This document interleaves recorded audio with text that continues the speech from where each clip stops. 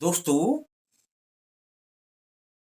जब नवरात्रि की पूजा की जाती है तो पूजा में जो सामग्री प्रयोग में लाई जाती है उनमें कुछ सामग्री इस प्रकार की हुआ करती हैं कि उनमें दैवीय शक्तियां अत्यधिक मात्रा में उत्पन्न हो जाती हैं।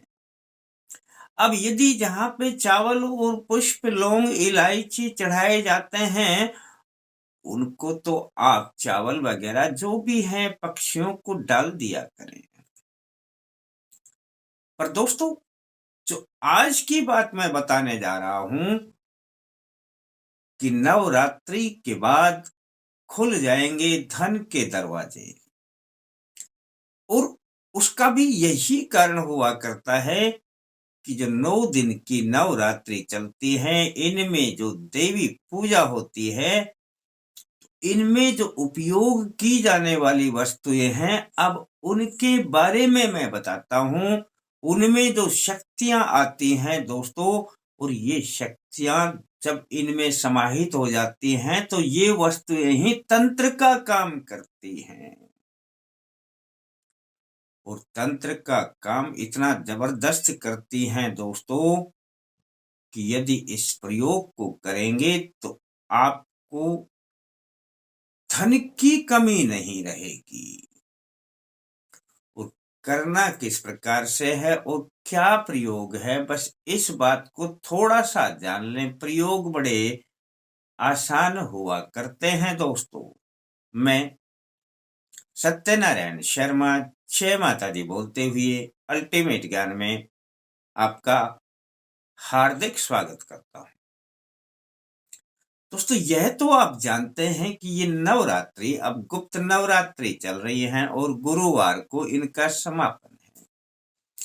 गुरुवार को है नवमी। बस दोस्तों, और अब आप जो नवरात्रि में दोस्तों, अब ध्यान देना, नवरात्रि में एक तो आप थाली में कुछ भी रखते हैं रुपए, या कलश में डालते हैं रुपए, 1 का सिक्का डालते होंगे, 2 का सिक्का डालते, बहुत से कलश में हल्दी भी डालते हैं। चलो, 2 चीजें हो गई, और अगर ये 2 चीजें में किसी प्रकार की कमी भी है तो मैं समझा दूंगा आगे क्या करना है। आपको बस सिर्फ 3 ही चीजों की आवश्यकता होगी: रुपए, हल्दी साबुत, और तीसरे दोस्तों जवारे उगाए जाते हैं। जवारे आप जानते होंगे, जो डाल दिए जाते हैं मिट्टी में और वो उग आते हैं, उनमें दोस्तों बड़ी पावर होती है।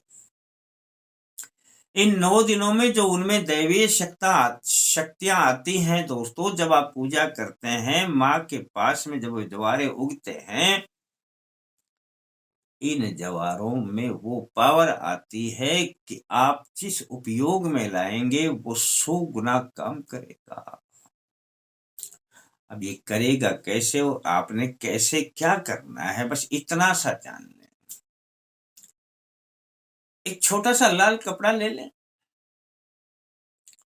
और उसमें थाली में जो पूजन में रखते हैं उसमें एक 10 रुपए का नोट होगा, निकाल लें, या सिक्का हो तो उसमें से सिक्का निकाल लें, या कलश में सिक्का रखा है तो वो सिक्का निकाल लें, यानी कि कोई भी सिक्का हो या रुपया हो, इनमें से किसी में भी हो, अब इस लाल कपड़े पर रख दें। अब ध्यान देने वाली बात है कि यदि आप कलश में हल्दी डालते हैं तो सुखा लें। साबुत हल्दी उसी में रहती है, वो पिघलती नहीं है। और यदि नहीं डालते हैं तो अब 2 हल्दी की गांठें अपने घर में से अलग से रख देना।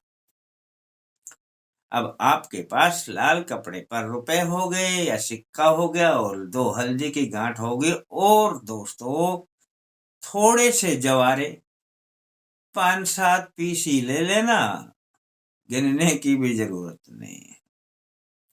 अंदाजे से थोड़े से जवारे इस पे रख देना दोस्तों, यही चीजें तंत्र का काम करेगी। लाल कपड़े को फोल्ड कर देना, उस पर अपनी मोली लपेट देना, यानी लाल धागा, यानी जो आप हाथ के बांधते हैं, कलावा बोलते हैं।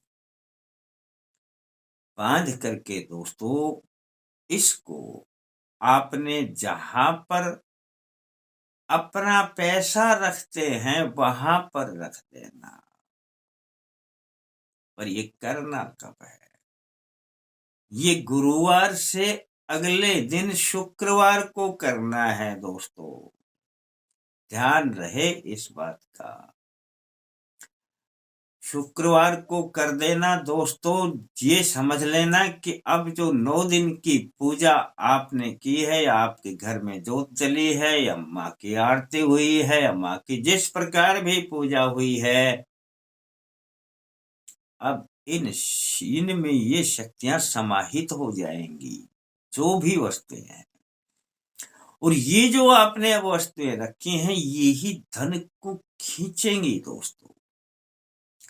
आपके घर में किसी प्रकार के कोई कार्य नहीं रुकेंगे और आपका काम आगे से आगे बनता चला जाएगा। एक ही बार करना है, छोटा सा प्रयोग है, मन मानता है तो कर लेना दोस्तों।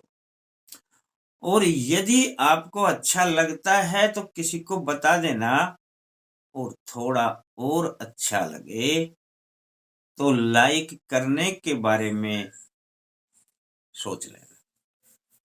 फिर मिलते हैं दोस्तों नए अंक के साथ, तब तक के लिए जय माता दी।